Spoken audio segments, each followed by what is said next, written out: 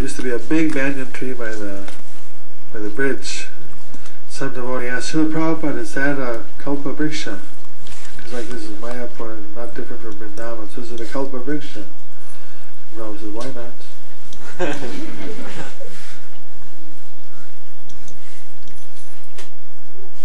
I don't know, that time when somebody said, don't think that... there was one... and there was one man who came...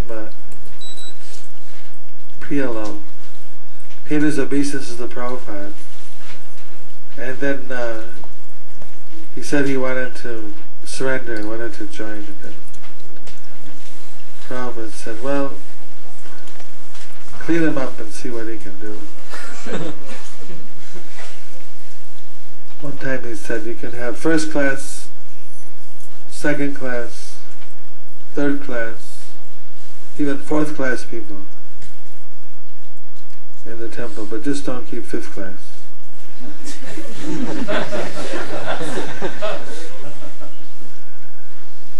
The fifth class, like dirty, lazy,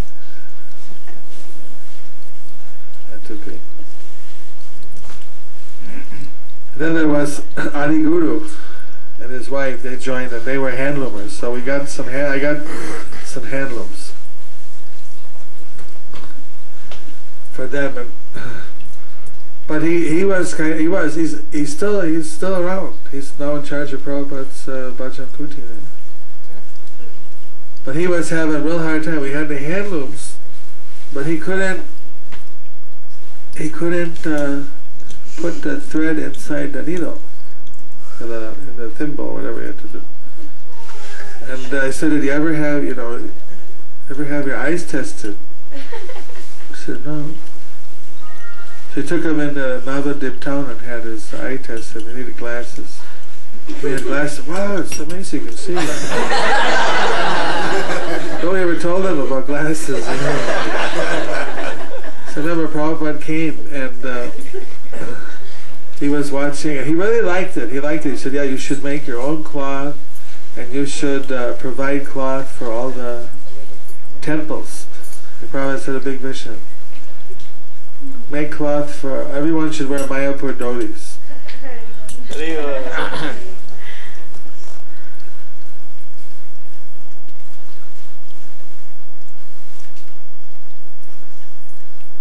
He didn't say saris. I guess he knew if our saris wouldn't be good enough. But so then we're making dhotis and gamchas, and occasionally we make out some simple saris. But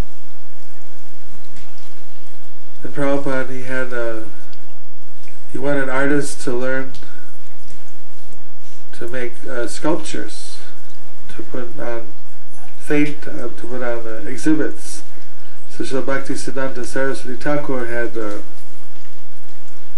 put on a big exhibit for some festival in Calcutta and charged 25 cents admission. And so many people came that it was a big money turner and a lot of big preaching. So he wanted his devotees to learn. So he had devotees. It was really the handicraft. Those days nobody was coming there, so he thought that we should at least have like a self-sufficient community. And devotees should learn the crafts. So that time, that's when you came, Pushkar Prabhu? Just after. After that. Well, Bardroj came with that English guy. But the English guy went all over India. Urukrama was one guy. Urukram. Oh, he came? I don't know. No, Bardroj Adi did. Urukram was there making madrangas. Ishan. Ishan, and we had from Canada. Urukram was there for something, I can't remember what. The boss. Well, he was the first one. So to learn how to do all these things, like, you cannot make a madranga if an animal was slaughtered. The cow had to die naturally.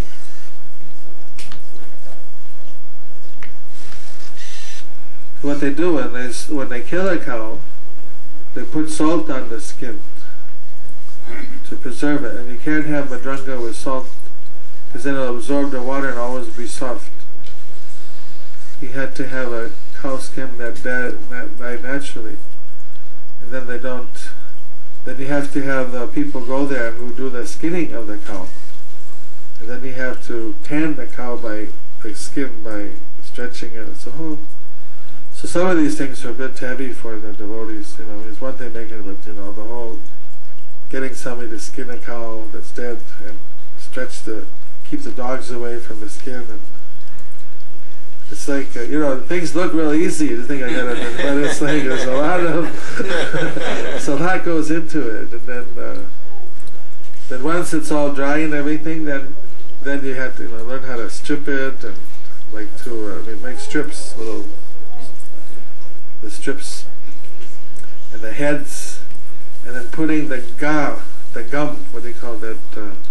Gob on the head. That's a whole art. I mean, they put that gob on. They spend a lot of time because otherwise just fall off. It doesn't fall off. So there were a few devotees that learned how to do it. I don't know if they went back and made the Balaram Madranga. They learned. I mean, Ishan learned it there, and then he developed gradually in LA how to do it artificial. Yeah. So I was like trying to facilitate all these different artisans, and so I had to go and find it. I had to go and the Prabhupada was so happy when he saw the Madranga. And then they had this sculptors who made the clay models from Krishnanagar come and teach Maharaj.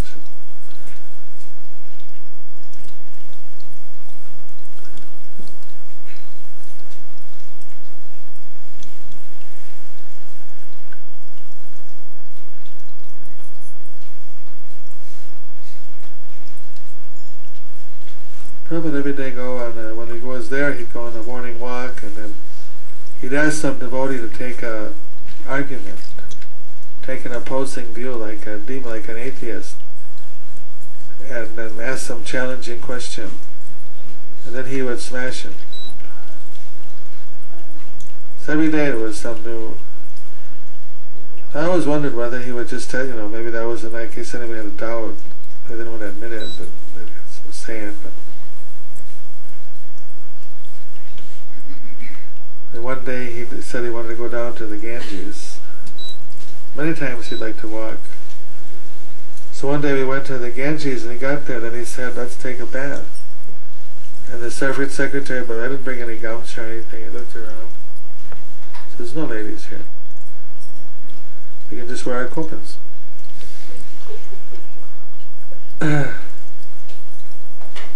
So then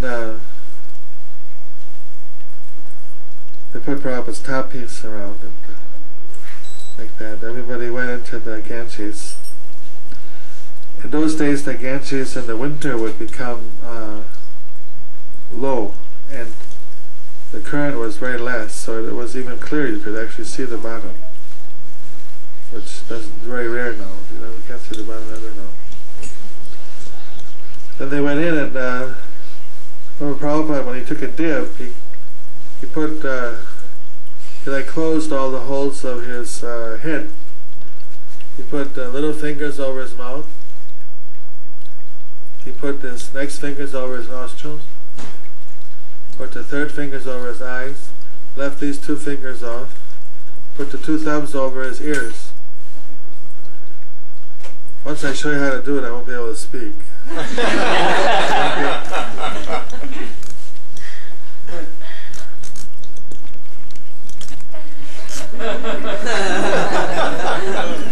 And he dipped in 3 times. I never saw that before. The Madhur Lisa, they got a little excited, and they started pouring water over Prabhupada and rubbing him in the back, and they got a little bit rambunctious. Then Prabhupada got real sweet.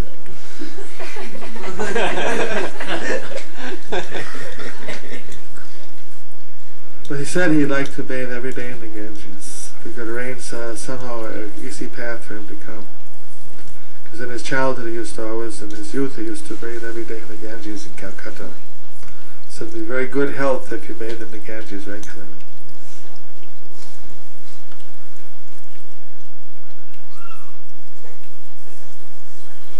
So he keep telling us, giving us the vision how there'll be a spiritual city coming here. And there'll be so many people. He told me once you have to develop master plan. I want a master plan.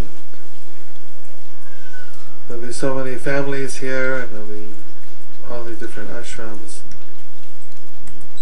Those days were just brahmacharis, a couple sannyasis, and there'll be women here.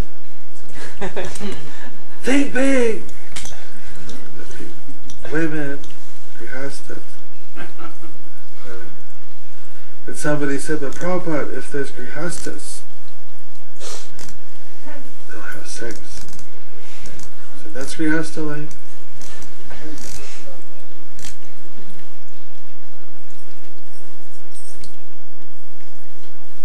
But you used to ship people over to Namahatta to do that, remember?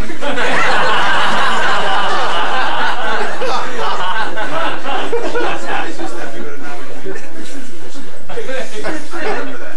Problem. Well, problem, yeah, but problem under you, what was it? Wasn't me. Wasn't you? You used to send on a good interview or whoever it was over to Namahatta. Well, I don't know what happened before, I can't remember, but we don't observe that now. People in the honor system follow their grihasta rules according to their ability. But we didn't really have an idea. Prabhupada said, no, there's going to be a whole city, there's going to be so many people, so many grihastas. We were very innocent. Very little experience. In those days, hardly anybody was coming. And Prabhupada would be so pleased now that so many hundreds of thousands in a year, over 1 million people come to Mayapur. This is really what he wanted, that so many people would be coming, that people would, that's why he wanted all those buildings. He had the vision, but it didn't really fructify so much. Just at the end, many people started to come, but there was one big festival organized by the Gaudiya Math, and they had some, who was it? Vice governor of Pondicherry. So they had so many people coming there, and Prabhupada was like kind of burning. And nobody said, why are you not doing anything? Why there are so many people there? Why you can't organize here? Nobody's coming here. It was like. Then he told us, actually they're very expert at receiving their guests very well. They'll sit their guests down and they'll feed them sumptuous prasadam. Even one Swami will sit there and personally direct, give more rice. There's no water. Even nothing is needed, just to show that, and the person will think, wow, Swamiji is taking such nice care of us. They'll feel very honored that the Swami has taken so much interest. But they're very expert. Then after the meal, then they will ask for some help or donation or whatever. So they know how to do all these things very well. And then just so happened that maybe a spin-off from that meeting. Oh, bro, one thing he said, that when they're serving, he said, then they'll tell jokes. Because during eating you should have light discussion, nothing heavy. So you have good for digestion. Then one commissioner, presidency division came. And he's in charge of 4 districts. And he came to see Prabhupada, and Prabhupada said, okay, now I will show you how to do it. Yeah.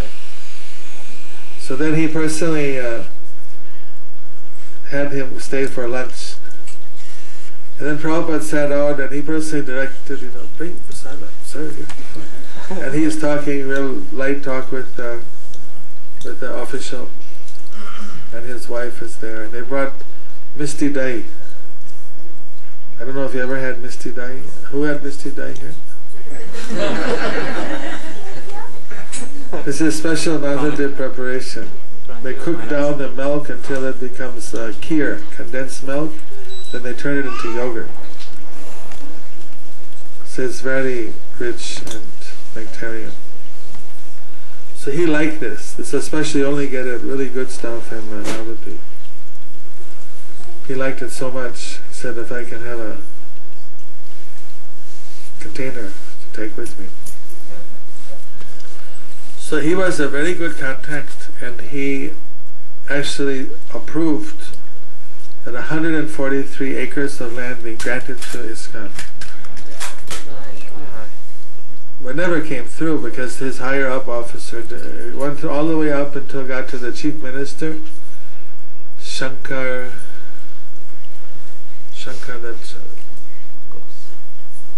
he was the ambassador in America for a while, Shankar. It's his last name. Before the communists, the last one.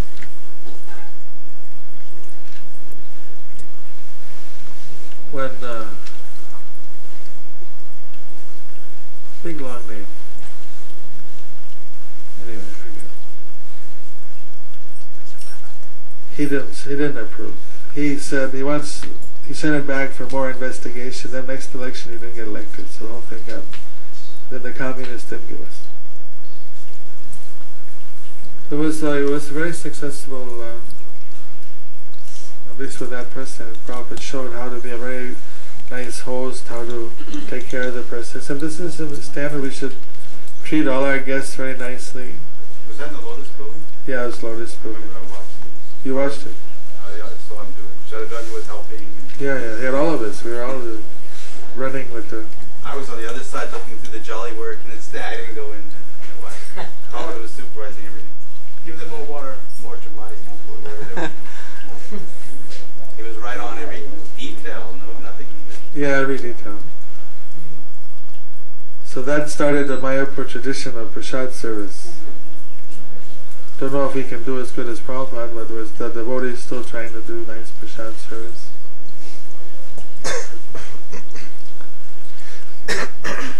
So like that, Prabhupada was training us in so many basic things.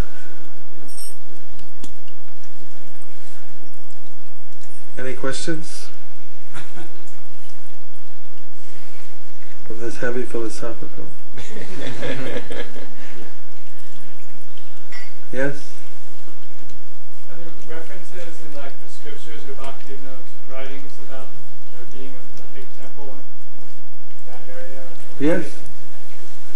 Bhaktivinoda Thakur in the Navadvip Dham Mahatmya, so he quotes that Nityananda predicted to Jiva Goswami, Ek Adbhuta Mandir Hoibe Prakash Gauranga Nitya Seva Hoive Bikash. Understand? Ek Adbhuta Mandir. One Adbhuta Mandir. One fabulous, astounding, wonderful temple. Hoive Prakash will become manifest. Gauranga Nitya Seva, the eternal principle of eternal dharma of serving Lord Chaitanya. Hoive means will be Bikash, expanded all over the world from that temple. And the next verse, I don't remember the Bengali, but the next verse, two, 3 verses, it says that around that for some hundreds of years there'll be flooding of the Ganges and all the people move out from that part of Navadvip. It'll become empty. And then the Vaishnavas will start to live there, and a spiritual city, all of Gauranga's devotees will come up.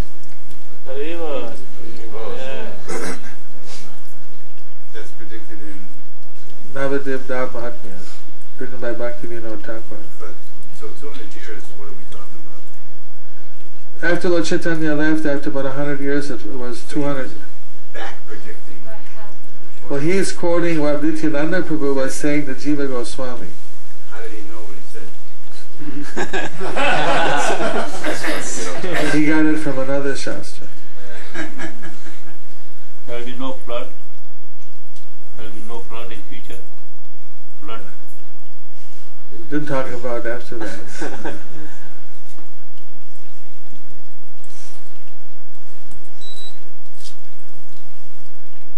Now when there's a flood, all the kids go swimming.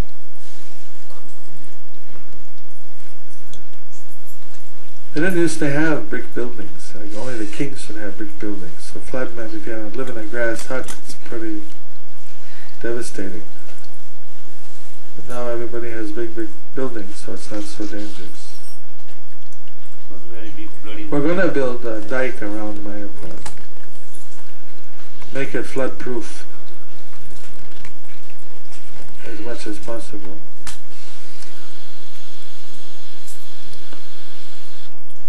Any other question? Where's the nursing oil? Get the nursing oil. Last night I was in Chicago on business, and a co-worker took me to see the Tribune building.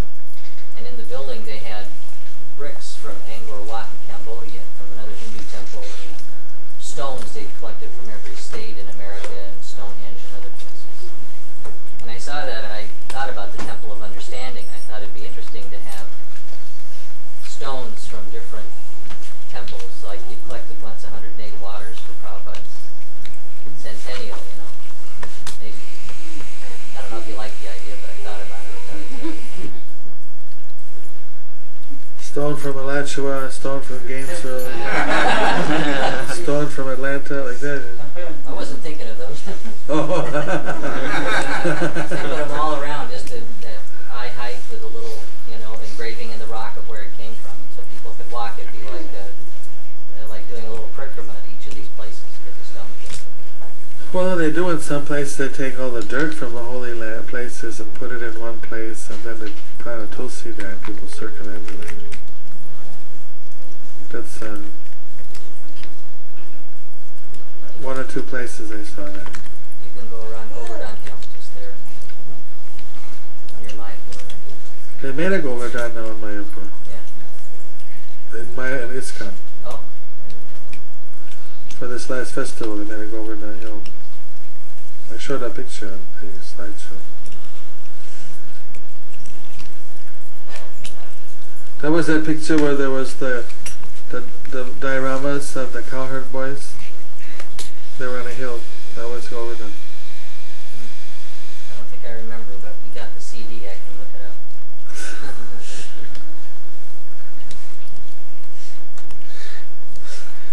Last question from Premananda Gaur. I was listening to the Mahabharata, how when Arjuna make the vow that if somebody spills the blood of Yudhishthira Maharaj, he will kill.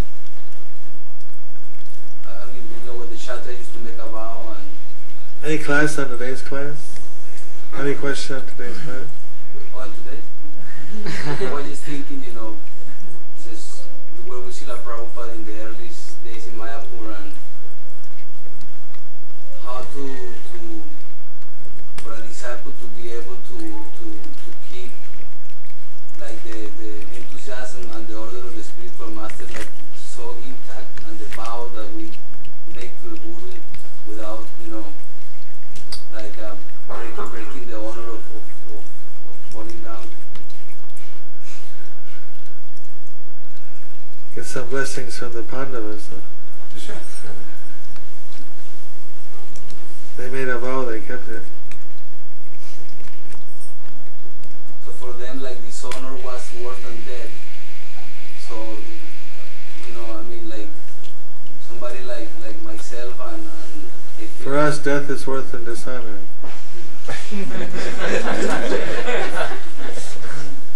They'd rather spiritually die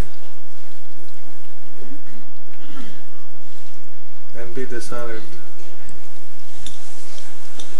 in this Kali Yuga. We have to get, that's what is called building of character. That we want to build up our character, and that's why it's good in that sense that Mahabharata elevates people to a very high character of integrity. Although the principles there are more like this honesty, truthfulness, they call moral codes, niti. But that's important because those are the basic foundations at which a human civilization is built upon. Otherwise we're just like animals. Somebody gives their word, someone makes a vow, these are important things of cultural that we follow with what we say. I think it's some verse that says that one thing that Mother Earth can't tolerate is a liar standing on it. But truth is so rare. I mean, how many people speak the truth? How many people are even truthful with themselves?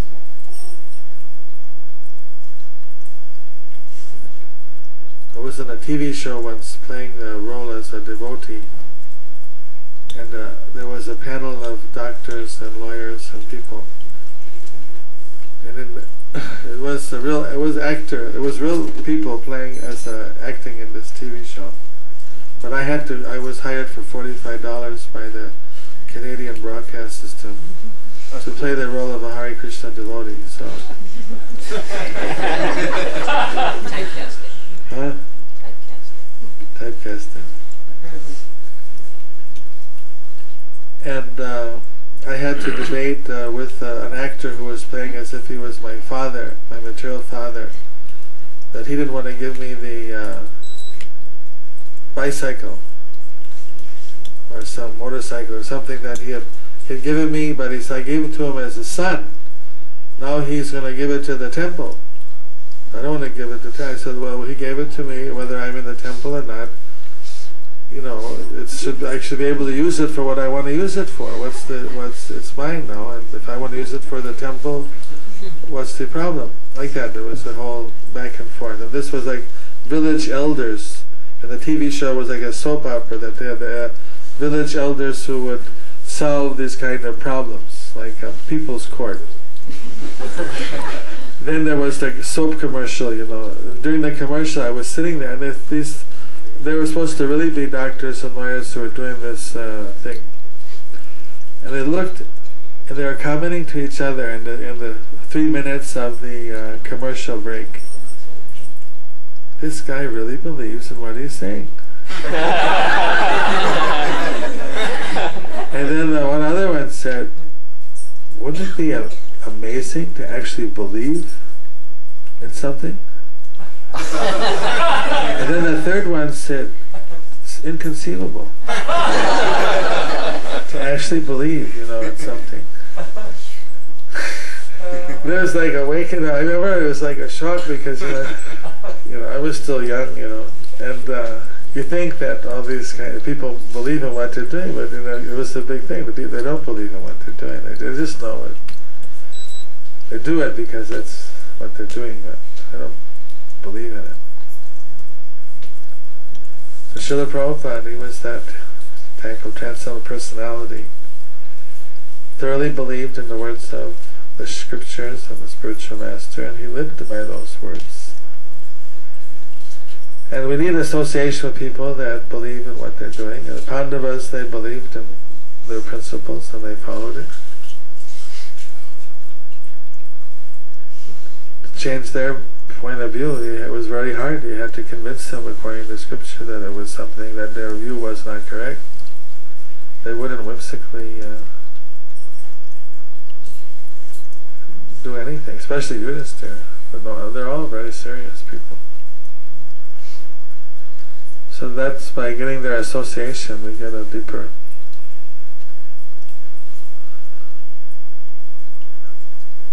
character building. But Lord Chaitanya is so merciful that even if somebody had difficulty, there's still a hope that you take everybody back. It's very appreciative for all this service. I know sometimes devotees did a lot of wonderful service and it's to their eternal credit, but then maybe after some time they had some spiritual difficulties, and by bad association or something they get into some different materialistic habits. But those are all very superficial. The spiritual credits are still with them. And just a little proper association, they can again easily get back to where they were. So sometimes people going through difficulty, we need to encourage them somehow, so that they can come back to the standard. So I got some Narasimha oil from the Abhishek. It's a special mix. This year we had Narasimha oil. Jananiva said we should try use, like last year we used kind of any oil we got, we mixed it together, like rose and sandal, but this year was Ashtagandha. 8 special cooling oils used in the summer for the cooling the deity. Ashtagandha. So that included aguru, which was 400,000 rupees a kilo. We didn't use much. We used a little bit. We used thousands of rupees worth, but it was not so much quantity. It was very powerful. We used, there's also musk, Krishna musk, sandalwood. Sandalwood was 50,000 rupees a kilo. And kuss, green cooling oil.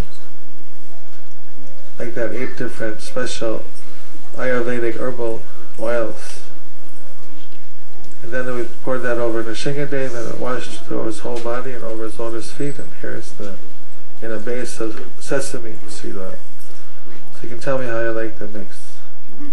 And you can smell the dust from Lord Nrsingadev's lotus feet. And Prahlad also, of course.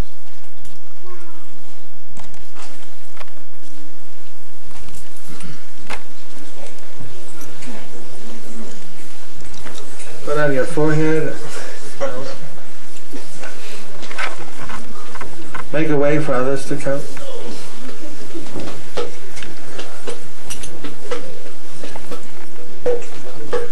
Yes, definitely.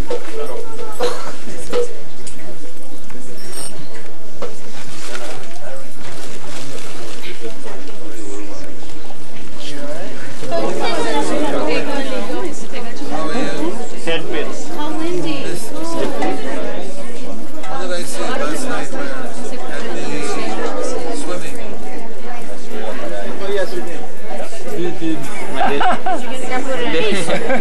The beat.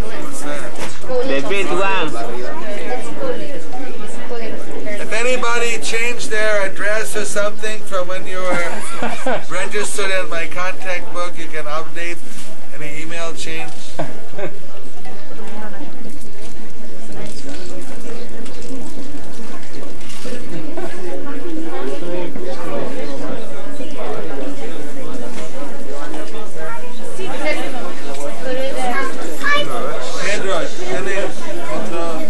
Libro de contacto. Tell me who's the major donors, I can give them some oil. You're the treasurer, right? But I mean like bogas to offer to like the minister.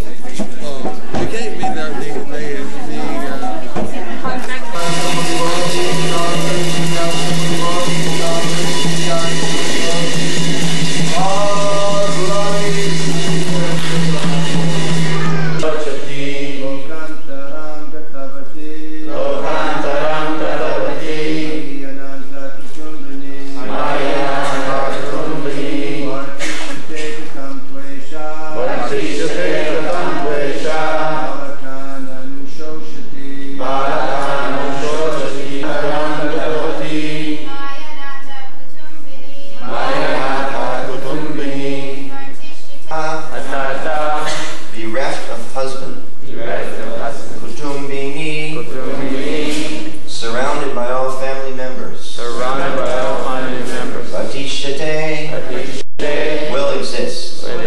Tatam, how? To, then. Esha, this woman. Balakan, children. Anushochati, lamenting about. Translation. My wife is encumbered by so many children. When I pass from this body, how will she? Alas, she will be greatly harassed by thoughts of family maintenance. We can almost see tears in his eyes. Please repeat. King Puranjan was anxiously thinking. Alas, my wife is encumbered by so many children. When I pass from this body, how will she be able to maintain all these family members? Alas, she will be greatly harassed by thoughts of family maintenance. Purport by His Divine Grace, Srila Prabhupada. All these thoughts of one's wife indicate that the king was overly engrossed with thoughts of woman. Generally, a chaste woman becomes a very obedient wife. This causes a husband to become attached to his wife, and consequently he thinks of his wife very much at the time of death. This is a very dangerous situation, as is evident from the life of King Puranjan. If one thinks of his wife instead of Krishna at the time of death, he will certainly not return home back to Godhead, but will be forced to accept the body of a woman, and thus begin another chapter of material existence.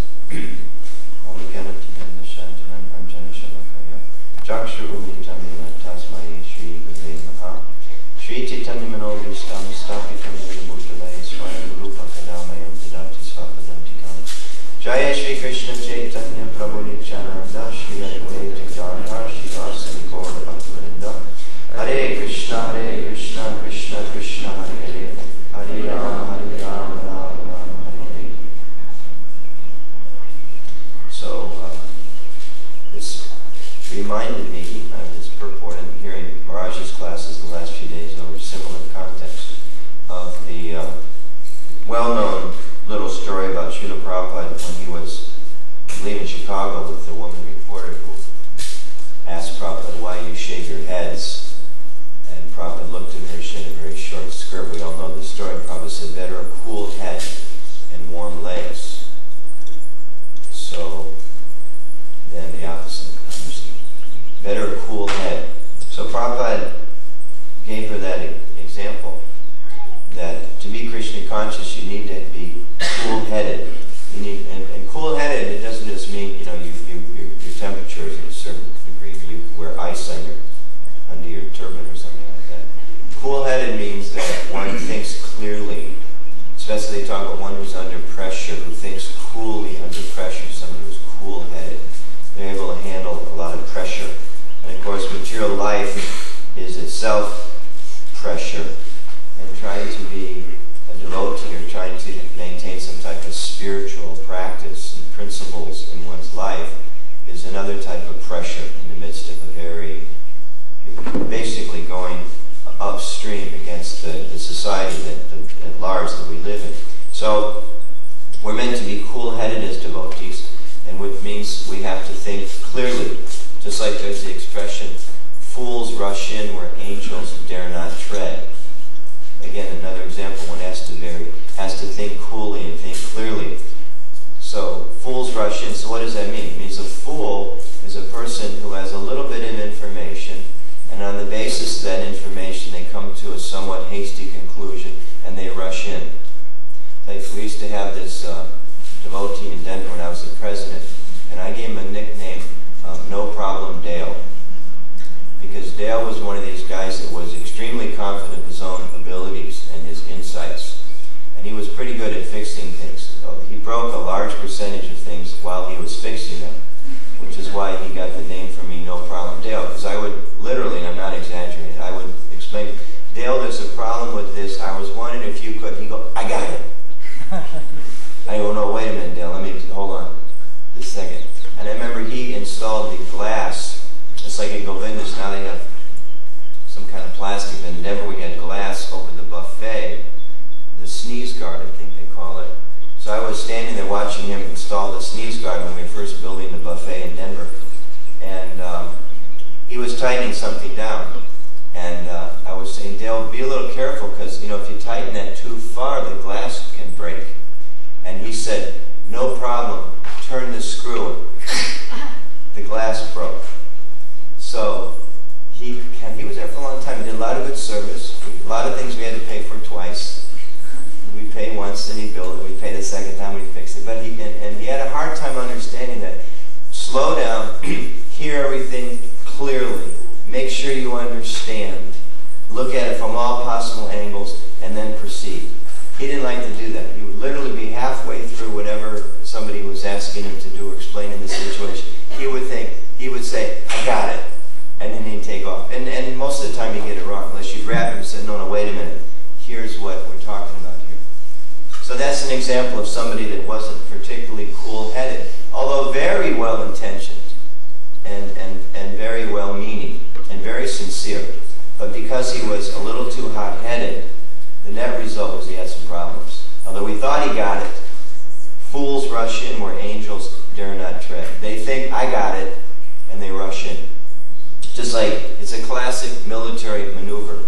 The generals are trying to understand the other side, and if you know the other person's a little hot-headed, you set up some situation, you join them in battle, you fake a retreat, you tell all your men to run back, they follow you thinking, aha, I've got him right where I want him, and then all of a sudden you realize, uh-oh, the guys retreated in front of me, there's a bunch of guys on the left, there's a bunch of guys on the right, we're surrounded, and that's the end of the war. If I remember correctly, I think that's how England turned into the famous Battle of Hastings, I think was that strategy. It's been done thousands of times in history, because fools rush in where angels do not tread. One who has limited information thinks, I got it, and then proceeds with their limited information and gets in trouble. So there's a message here that we should be cautious in our Krishna consciousness to be cool-headed, as Prabhupada said, and be careful that we don't rush into, we have limited information and we rush into a situation without being very cautious. Have I looked at this from all different perspectives, and thus actually understanding what's the purpose of the instruction. Just as in Bhagavad Gita, and you kind of date yourself by which translations you know these days on some of the publications, but I still go back to the old version of 6:17 in Bhagavad Gita, where it used to say, one who is moderate in his habits of eating, sleeping, working, and recreation can mitigate all material pains by practice of yoga. And the more recent translation, regulated, but there's similarities. The idea one needs to be regulated, one needs to be moderate in our lives in order to achieve the result you want. If you're in battle, yes, the instruction is you have to attack the enemy. If one goes, got it, attack the enemy. There's the enemy. He's retreating. Attack, attack, attack. Slaughter. End of the battle, you just lost. But how'd that happen? I was just following the instruction. Well, because there's balance in the instructions. There's complexity in the instructions. One has to be cautious in the instructions. So, here Narada Muni, he is giving a lengthy section of the Bhagavatam to King Prachinavarhi, this allegory of Paranjan. And it's interesting because Narada tells the whole story, and then there's Prabhupada elaborately describes in the purport the meaning behind it, and then Narada goes back and then he unpacks the story and tells the whole thing, and Prabhupada again gives a whole elaborate detail. A lot of times there's stories, and Prabhupada is saying the deeper meaning. But in this particular one, the story is told, and then the Bhagavatam itself includes the explanation, so that it's almost like you hear the same thing 4 times. You hear this story, Prabhupada explains it, you hear Narada give the meaning of the story, and then Prabhupada tells again the meaning of the story. To get it kind of like through our thick skulls about all the different lessons that are being taught here.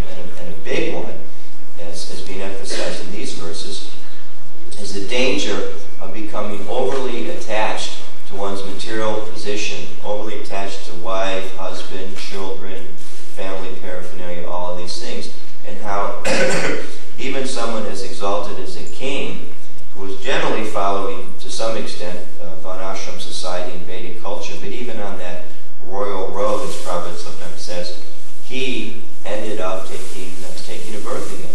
He had an opportunity to achieve perfection in life, but he was unsuccessful. So Narada is giving this story to Prachinabarhi and to us, and Prabhupada is elaborating on it for us, so that we can understand the danger of material excesses, and so that we can understand how we can live in this world and not be overly attached. He's trying to wake him up. He's initially telling him this interesting story. Oh, what a quaint story. Oh, that's interesting. Like we hear so many stories. And then at the end, he's going to tell him, actually, this is you. This story represents you. This is your situation. Now that you've heard it, now that you've understood it, so take the mirror and look and see what your particular situation is. So, when we hear these instructions, as was Maharaj pointed out last couple of days in class, we have to be thoughtful in the way that we understand these. These are very, very deep points. One has to be cautious to not be overly attached to family life. There's some religious traditions in the world that understand these principles of renunciation. There's others that think the whole purpose, largely, of religious life is to have a nice family and to become liberated together with them back to some particular type of heavenly existence. So here, the complete opposite is being said. And we have to understand it from the proper perspective. We have to see, because here, most of us here, Alachua in particular, this is a Grihastha community. So many of us were living with our wife or with our husband, and we've got kids. We're trying to understand, well, how do I balance that? We were discussing the other day some planning. I'll put in a 15-second advertisement for the next Youth and Family Conference, which will be held in Alachua on September 20, 21, and 22, coming up 3 months from now.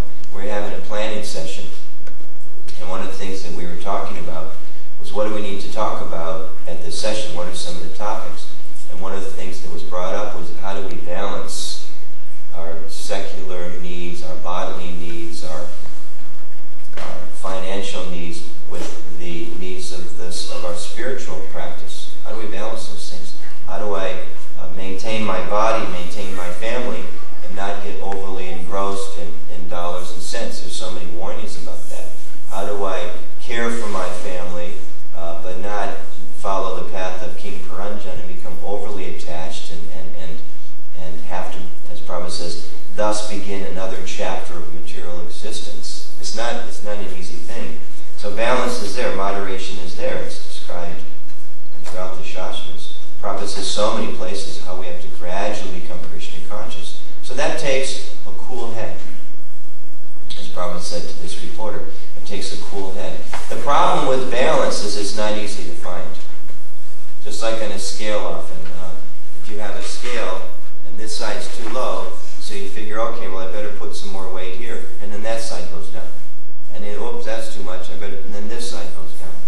And we can see that in our own lives, in our own communities. Balance is not such an easy thing to find. Just like sometimes we talk about individuals and they have mood swings. Isn't it? We all know people like that. You see them one day and they're just ecstatic. And then you go up the next day expecting them to be the same thing, and they look at you like with eyes that would melt you. Isn't it? And then sometimes after a while you think, well, I just maybe can't get too close to this person because I'm not sure how to deal with it. And you hope, well, it'd be nice if they could get a little more balanced. Right? You tell your kids, be a little more balanced. Or sometimes we counsel our friends, don't be so hard on yourself. Or sometimes we counsel our friends, you're really slipping. You need to be a little more strict with yourself. So we're all looking, where's that balance? Where's that kind of state of maturity and calm that I can go on undisturbed in my day-to-day life, whatever the world and my karma sends at me, and be balanced and focused in practicing my Krishna consciousness. But it's not such an easy thing to do. So in this particular text, a couple words kind of stuck out in my mind, because there's very strong descriptions here, which are very, very important to recall how dangerous it is if if we become overly attached or overly affectionate to the objects of this world. It's very, very dangerous. This is what keeps us here. And the body itself, which becomes such a source of affection for us because of this ignorance that we identify it with, this itself is what's keeping me in the material world. So somehow I have to try to see it's an instrument to become self-realized and to serve Krishna and develop love for God. And at the same time, the very same thing can become the source of I can go right to hell. I could use this same instrument today to develop love for Krishna, or I could do different things with it, and my pathway is straight down. So it's interesting. It's quite a profound understanding of life that we're given. And it takes, again, a cool head. So in this text, in these series of verses, there's very strong descriptions of the dangers of becoming overly attached. So somebody could just take this, and I would propose that to a certain extent, we kind of did take this in a rather foolish way for many years. At least I did to a large extent. I knew many people that did. Maybe nobody here did, but I would be willing to debate that with you in private. I wouldn't embarrass anybody publicly. But I think that to a large extent, we in our youthful enthusiasm, we kind of went through here. It was like, Dale, yeah, got it, renounce, no attachment, overly attached, kick it out, spit it in thought, got it, right. See? And I know lots of folks who, gave up their nice Krishna conscious wives out of concern for being overly attached, and they're now on, number 14 or 15 trying to find it now, realizing, well, actually, maybe I need to have maybe I need a balanced household situation. Or people that on their fourth or fifth, maybe let's say their second or third child are much more flexible. I was fortunate. I was the third child in my family. Not that it was a devotee family, but in one sense I had a lot easier than my older brother and sister. They had to kind of like break the barriers of my parents' conception of what it would be to raise a perfect child and how are you going to do what we want you to do. By the time I got around, they were just glad I was alive, to speak of, doing what they wanted. So we learned. We learned from our mistakes, and we learned to be more mature. But a couple words did kind of jump out of my mind here in reading this. First line, all of these thoughts of one's wife indicate that the king was, and it's significant adjective, because here's where balance comes in. It's the nuance that's there. And Prabhupada doesn't just say that the king was attached to his wife, or that he was thinking of woman.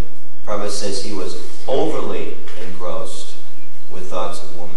Overly engrossed. He doesn't say you can't think about woman, certainly for Grahastha, certainly for king, but that he was overly engrossed in the thoughts of woman. And then a few lines further, another interesting word. Prabhupada says, if one thinks of his wife instead of Krishna at the time of life. Again, interesting that Prabhupada had those choice of words. Because like Maharaj just pointed out yesterday, it's natural for there to be affection, etc. But specifically, Prabhupada says, if you think of your wife instead of Krishna, obviously that's a big problem. That's a serious problem. If you are overly engrossed in thoughts, like I thought Maharaj made a very nice point yesterday, that as devotees, it's not that you don't take, let's say as we're approaching, assuming we're planning for a so-called natural death, it's not that you don't plan what's going to happen after you leave, make sure your affairs are nicely in order. But you don't want to be thinking about those things on your deathbed. You should do that ahead of time and surround yourself with devotees, hopefully, who will come to your aid at that time you're passing away. So one has to be, again, balanced. It's not that, okay, this is all mundane, I don't need to prepare for these things, Krishna will take care of me. That's no problem, Dale, again. We have to see things in a very, very cool-headed way. So it's not that we should have no attachments, but that we have to try to make those attachments be Krishna conscious. It's not that we're not supposed to have affection for others. And that would be insanity. Just like in the communications course that I've been teaching a lot the last couple of years, one of the part that the devotees respond to the most is we do an exercise on appreciation.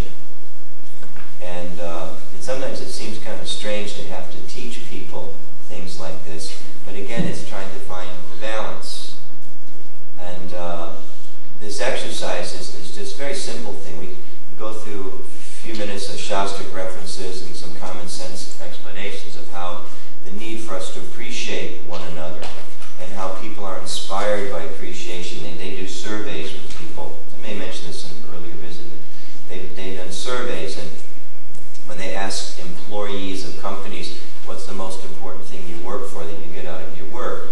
And the bosses assume it's money and opportunity to advance and power in the company and vacation and health benefits, those kind of things.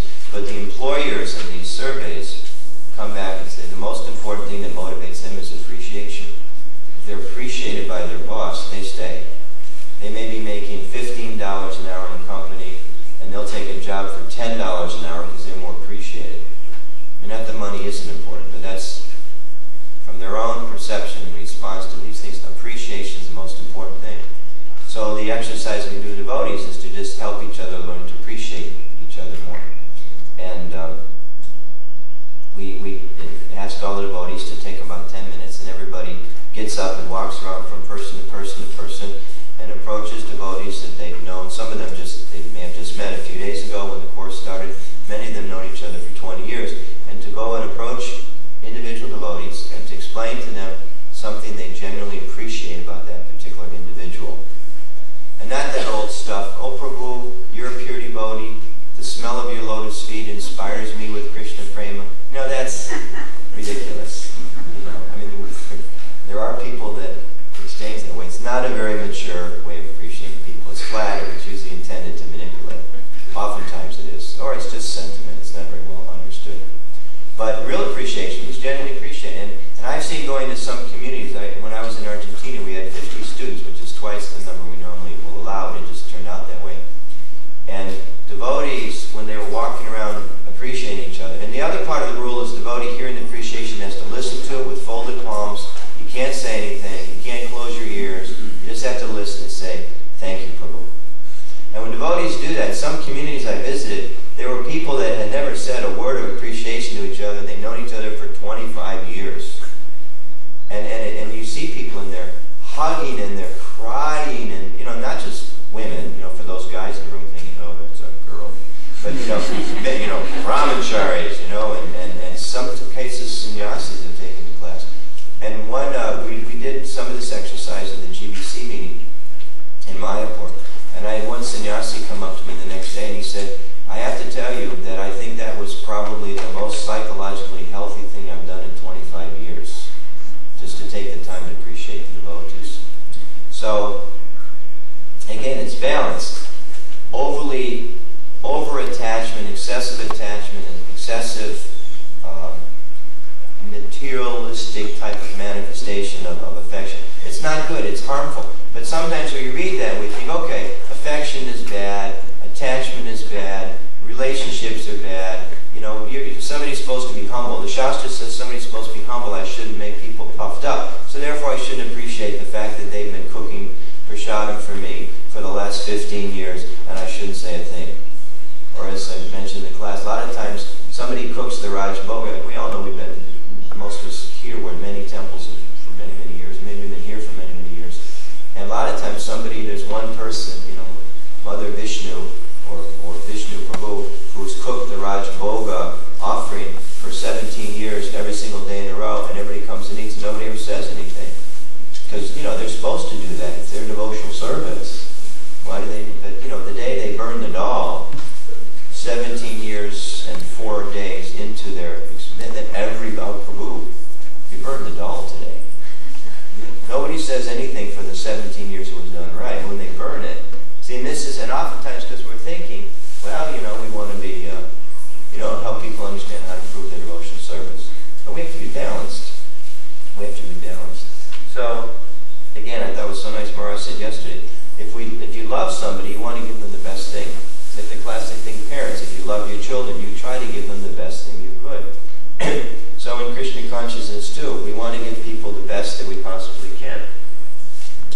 And again, we have to think, you know, mind, body, and soul. How do we balance that? And that's the challenge, I think, of this verse. That's the challenge of this section.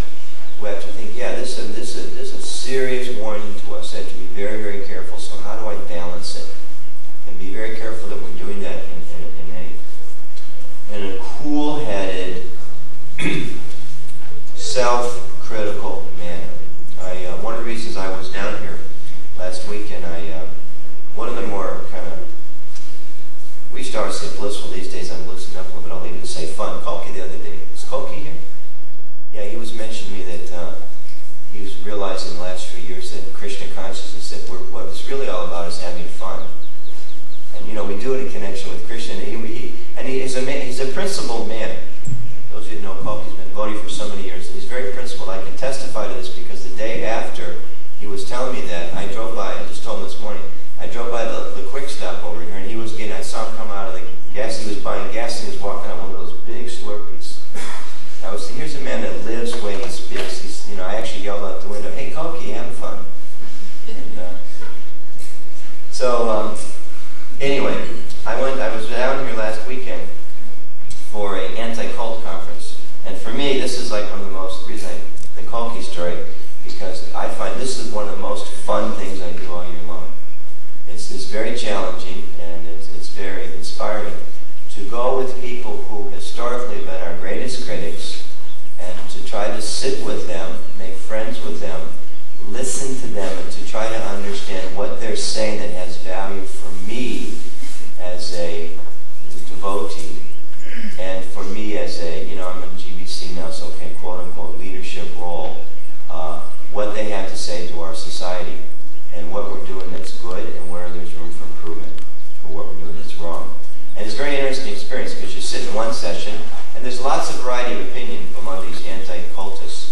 So I go to one session, and they're talking about brainwashing and mind control, and things like that. And then you go to another session, and there's people that are a little more knowledgeable, that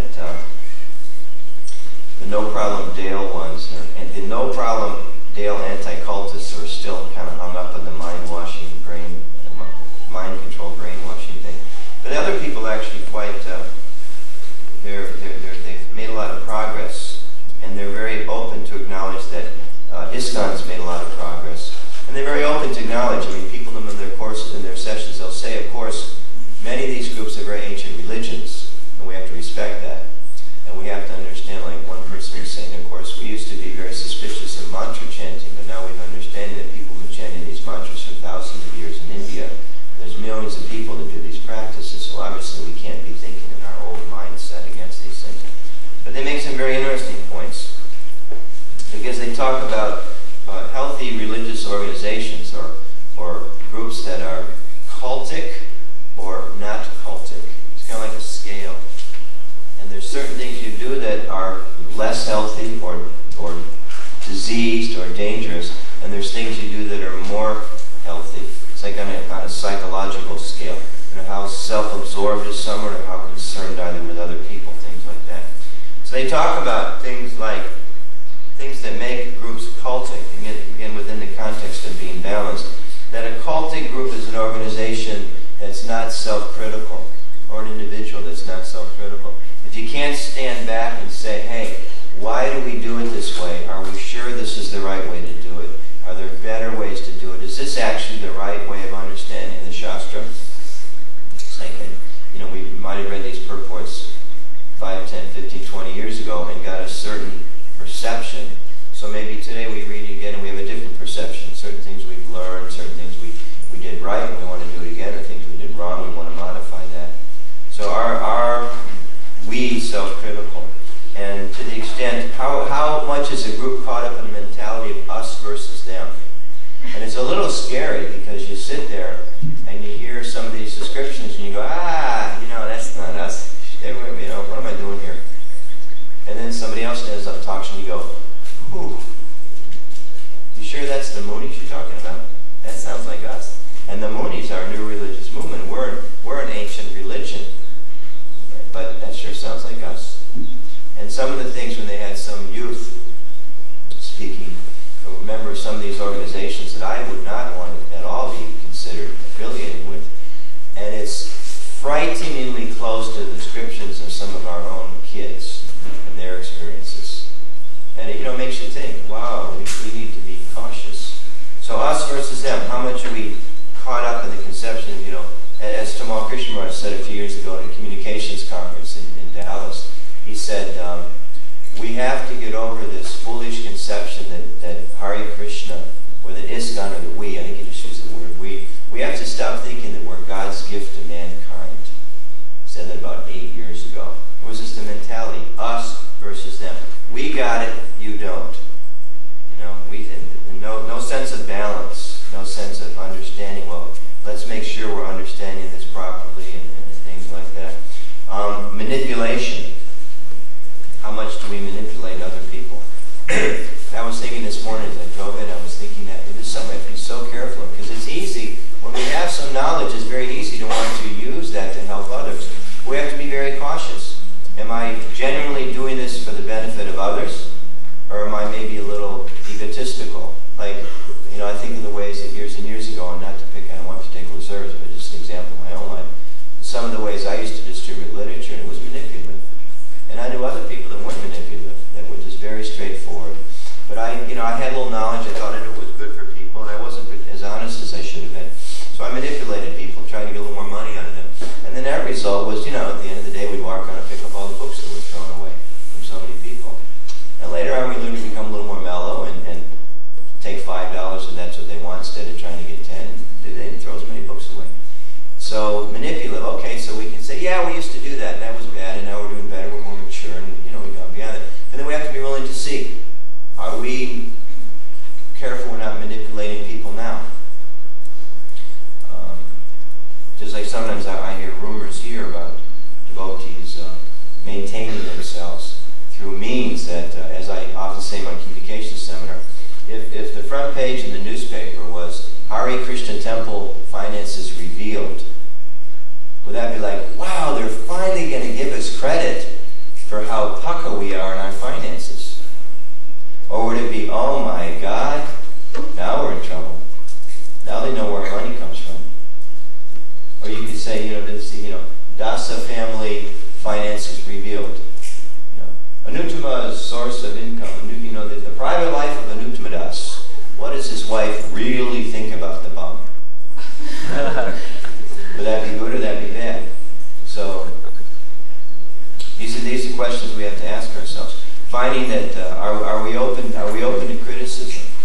Healthy religious communities, they're open to criticism from within and from without. Not cynicism, not fanaticism, not bigotry, not power-mongering, I'll throw mud at you because then it'll help me. That's not criticism. That's not real criticism in an academic sense. We should be open to ask, are we doing the best we can? Are there other ways of looking at this? Are we taking everybody's opinion into mind? Are we generally concerned with others? Am I being open and honest in the way that I'm dealing with myself? Am I setting an example for people? If people walked in the door tomorrow and were asked, how do our families deal with one another? How do we maintain ourselves? Like somebody told me something very sad, and I'm going to repeat it because it was about this community, and I don't have any individuals in mind at all, but somebody told me that they were recently interacting with a person who deals with some of the government subsidies or something like that, in the area, some way government subsidies. And they were describing, they said, yeah, we have, this person was particularly saying, and they described one racial or ethnic group. And they said, yeah, this particular group, they get intoxicated a lot, and they're making trouble yelling and screaming. And they said, and I'm not going to give details of more than that, but anyway, some ethnic group. Then they said this other ethnic group, they really into like a lot of gang problems, and they're fighting all the time. And then the Hare Krishnas, they're always lying about their income, trying to get more than they're due. Now, I heard that, I thought, wow. This is the reputation of the Hare Krishnas, at least among some people in this community, in Alachua County.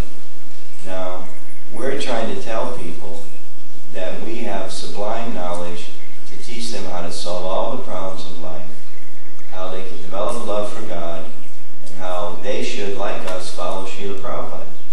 And we're examples of Srila Prabhupada. And you should follow us. Now, every community, nobody's going to be perfect. Of course, we all have problems. Look at they're still encouraging people to follow them, and we know they've got, you know, horrendous problems that they're trying to deal with. But just in general, at least we have to be careful, because sometimes we can think that those kind of things are okay, but we have to be balanced. We have to be thinking in terms of willing to look at ourselves and say, are we doing the very best we can, and not justifying things. Like we can look at this verse. You know, certain people will read that verse and justify abusing their kids or their wives, physically, psychologically, emotionally, whatever. They'll say, look at this verse. It says right here you can't be overly attached, and then they just blow it, right? And as community, we've got to be there to say to one another, Prabhu, let's discuss this. I'm not really sure if that's the proper understanding. And even more importantly than that, we have to be willing to set an example and say, Prabhu, or Mataji, or children, am I doing this right? Maybe I'm not doing this right. Can you tell me how I can do this better? Because I'm trying to understand how to serve Prabhupada, you know, in whatever. As a mother, as a father, as a working person, as a teacher, as a guru, as a GBC, as a temple president, as a pot washer. You know, ultimately we're all servants of Krishna, and I'm trying to understand how to serve Krishna better.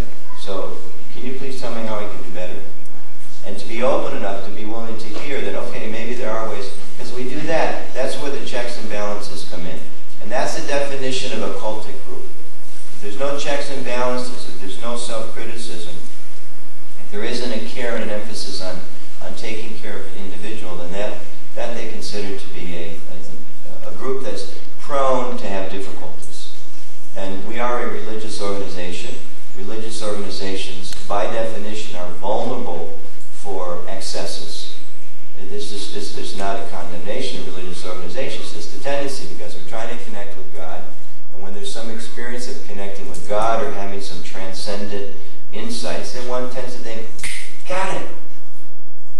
Turn the screw. Glass breaks. So you got to realize, okay, I think I got it. Let me make sure. Anybody else have an opinion? Anybody ever tightened glass like this before? You know, occasionally you're going to maybe, you know, make the next tighten, it's going to break. Okay, that's life. We learn that way. But to be a little cautious. And this is what Narada's instruction is here. We need to be cautious. If we're overly attached to our material situation, our family, our husband, our wife, our kids, that's dangerous. We have to be very, very cautious we're not overly attached. And we have to be very, very cautious that we're not immature and artificially so-called renounced or fanatical in our understanding. Because if we are, that leads to abandonment of duty. That leads to abandonment of, and one of the other things came up the day for topic. We're going to have a whole session on abandonment. You know, husbands abandoning wives, families abandoning kids, people abandoning their duty. You know, and what it does to us psychologically. It leads to that. If we don't have that balance, just like there's an instruction in the scripture that says you shouldn't eat too much. Some persons may read that and say, I got it. You're supposed to starve. Right? I mean, we have sometimes done that. So, some of us, when we read this, or any of us at a certain stage of life, when we read this, this is saying to us, yes, I'm too attached, I need to come over here. And others of us, or any of us at a certain stage of life, the same instruction may be, I'm not caring enough. I'm too caught up in myself. I'm not in a sense attached. At least I'm not affectionate enough. I'm not appreciative enough. I got to bring it back to the middle there. And this is Prabhupada's instructions that we have to be cool-headed, and we have to see the balance. Just like, and I'll end with this. We all know how much Prabhupada emphasized the need for us to become Krishna conscious and spread Krishna consciousness. And sometimes in the process of that, we make mistakes, or different things may arise, maybe completely out of our control, that we may have a complete focus of where we want to go. And sometimes we have to slow down and adjust things or fix things that may have occurred along the path. Just like sometimes we may be, you know, if you're building a building, you're talking about maybe expanding the building. In the process of construction, you can't just build. You have to stop as you go. If you don't clean up the construction site at the end of the day, right? Mukunda knows, he's in construction. It's a big else you come back tomorrow, you can lose tools, you can lose materials, and you can do things wrongly. You got to stop, clean up, reassess where you are, and start fresh. So sometimes we also, in our efforts to go out and to preach and to expand and to, open up new fields and fulfill additional, visions and desires of Prabhupada, instructions he gave us, we have to also make sure we stop and fix things along the way. So in one of the discussions, I know, like here in Alachua, current thing we're faced with fixing, we've got legal issues and dealing with, healing some of the wounds that are there from the past generations. Trying to address those things is not slowing down, it's not stopping, it's not being overly engrossed in attachment to things. It's trying to find, again, the balance. How do we move forward, and at the same time make sure we're not leaving damaged goods behind in the wake of the boat, or whatever. So we have to be conscientious of that. We have to be looking for, in our own lives and as communities, how do we move forward, and how, as we're going, we're making sure we're looking behind, we're looking to the sides, and making sure we're bringing along as many people as possible, and that they're being inspired by our responsibility as well. I know, like, this community is going to be having to bear some of the responsibility for some of the problems in the past with abuse, and we shouldn't think this is a distraction, or it's an impediment, or it's somebody else's responsibility, but we should all be thinking, this is my responsibility, because as a member of Prabhupada's society, I want to see the movement grow, I want to see people come, I want to make sure all of the members are well taken care of, whether they're young or old or whatever, and therefore I share that responsibility. And if we address that responsibility, then we can move on in a balanced way, and we can see so many things accomplished very successfully. So, you can't ask a question because you're the one that put this note here that says, I'm already late. The habits of, and then it's interesting what he says you're supposed to be regulated in. Eating, sleeping, recreation, and work. You didn't, I don't think I heard anybody comment on the recreation part until maybe like a few years ago. We started talking about that. But the balance, obviously you need a balanced response to that. Balance, I think, a large part, it comes from hearing from a lot of different sources. Just like we hear from the Shastra, we hear from the sadhus, and we hear from the gurus. When we have Bhagavatam class, we hear from sannyasis, we hear from grahastas, we hear from ladies. We should hear from young devotees, older devotees. At the recent conference in the mental health conference we held in Washington, D.C., and there was, unfortunately not going to remember devotees' names, but the elderly woman devotee, Bhakti Tirtha Maharaj disciple, she's a Gita Nagar, very saintly lady, she's like 70, 75. Indrani, yes. And she was sharing some things, talking about some of her own experiences that were very helpful to hear. Very helpful. And I could feel my head kind of cooling down a little bit by hearing things from that perspective. And there were devotees there from all kinds of different backgrounds and had expertise in different areas of the Shastra, different areas of our philosophy and culture. And from hearing from them, I personally felt I was getting somewhat of a more balanced sense. And I find for myself, maybe it's just because, I'm like, whatever reason, I'm one of the few devotees who goes and directly hears from these anti-cult people. And I find it really balances me. Because when I hear them talking about things, behavioral patterns that lead to things like, whatever, some of these crazy cult things, I go, wow, I tend to do a little bit. I better be more careful. And I can see how it can grow into extremism. And we have suffered from extremism. So I think the biggest part, I think, is we have to be open to discuss, like Ishtagosti. What's Ishtagosti mean? In a lot of temples, Ishtagosti means you sit down and the temple leader tells everybody what they're going to do next week. And that's not Ishtagosti. Ishtagosti means devotees come together and they discuss.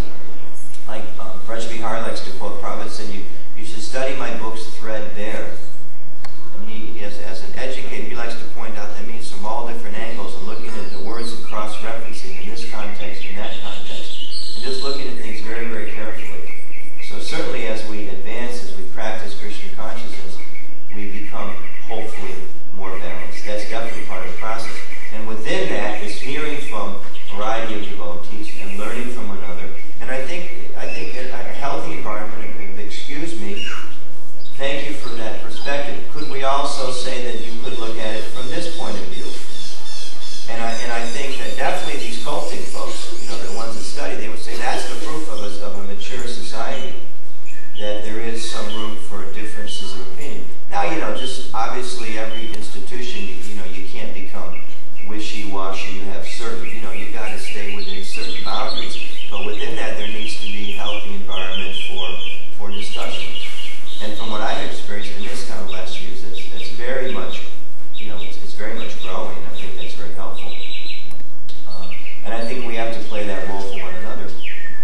to have sanghas and married men that can say to one another, hey Prabhu,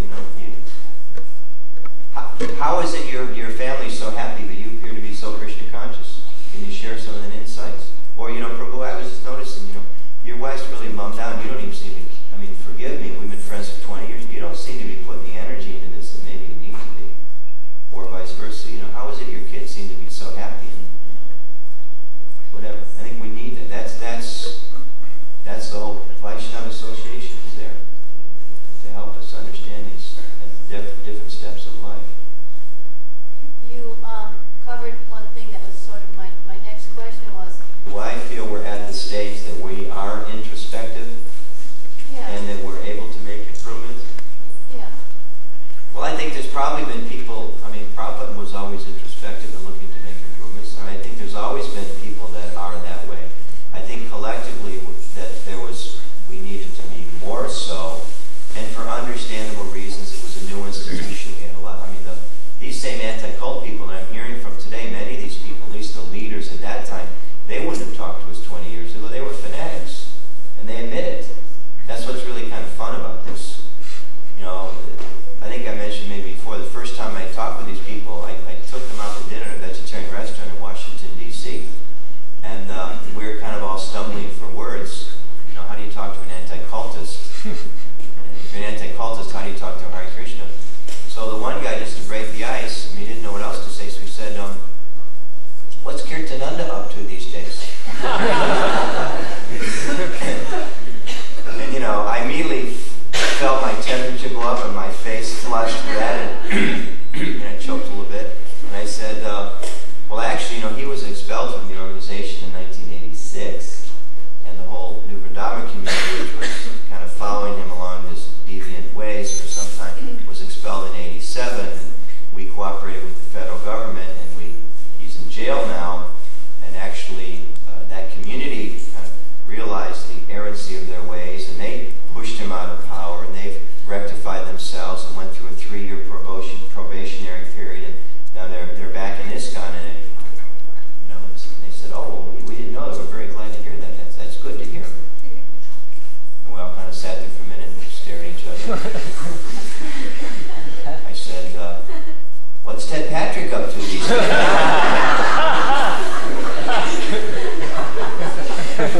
And the guy's face turned red, and he choked a little bit. And he said, actually, we don't really align ourselves with Ted Patrick anymore, and we really realized that what he did wasn't proper, and we don't agree with deprogramming. And you may have heard he's in jail again, and actually we've really kind of separated ourselves in that way. And at that point, I knew that we could dialogue. Then I knew, okay, we're safe. We're on good ground now. And they knew it too. It's and that's a true story. I'm not exaggerating. I can go to that place today and just point out the chair I was sitting in. And it was very interesting. So because they were open, they had gone through their stuff, and they were self-critical, and we'd gone through stuff and we were self-critical. And I go to these sessions and I hear a lot of stuff. And I was there 2 years ago in San Francisco. They had representatives from the Communist Chinese government were there, and they played a videotape of how they're dealing with their cult Falun Gong, if I'm pronouncing it right. And on this videotape, there was they wanted to show, they were showing it here, just see all the positive things we were doing with our anti-cult work. And they had it was a video of a Chinese court, and there was a person sitting in the chair there, a former cult member sitting in the chair, and I will imitate it here. And there was a translation. They were saying, I would just like to thank the government for helping me understand the evil religion. And now that they have helped me, I'm very happy and again free. And I want to thank the government who loves me more than any, and I was like, oh my God. And I turned to the American and Canadian anti-cult people who I'm pretty close friends with and said, is that what you guys do? They were like, oh God. So it was another Ted Patrick, Kirtananda kind of a scene. But they got the Red Chinese coming